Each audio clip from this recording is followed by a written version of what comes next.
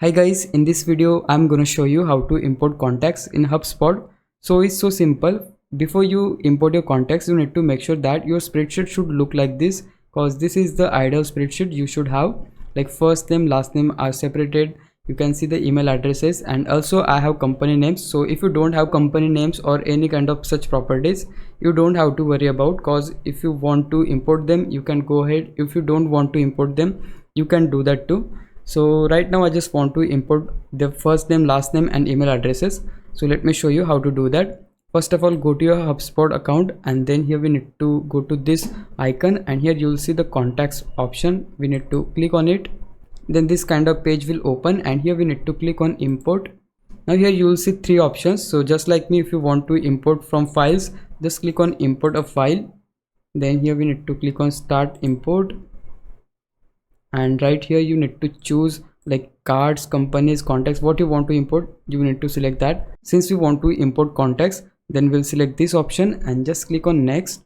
Now on this page we need to select the file, and the file should be CSV, XLSX and XLS file.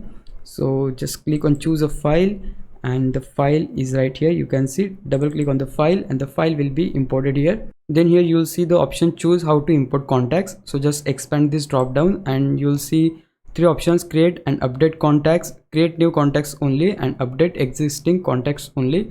So since we want to create new contacts and we are just doing it for first time, we'll choose this create and update contacts option and just click on next.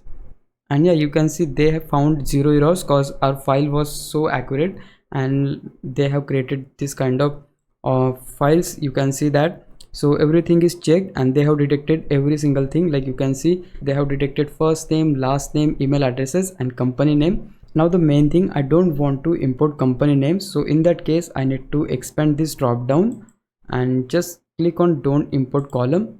And yeah, you can see the check mark is gone. It means they're not gonna import company names. So once you are sure about everything, just click on next. And on this page you can change the file name. So I want to change my file name to anything, and I recommend you to change your file name so that you won't confuse between your files. I'll just type here, let's say LLE contacts. Then make sure to check both of these boxes and just click on finish import. Now you can see the importing is started, so it will take some time depending on how much amount of contacts you're gonna import. And there you go, you can see they imported all of our contacts and found no errors. It means that we have successfully imported all of our contacts. Like if I click on view contacts, you will be able to see all of those contacts which we have imported before.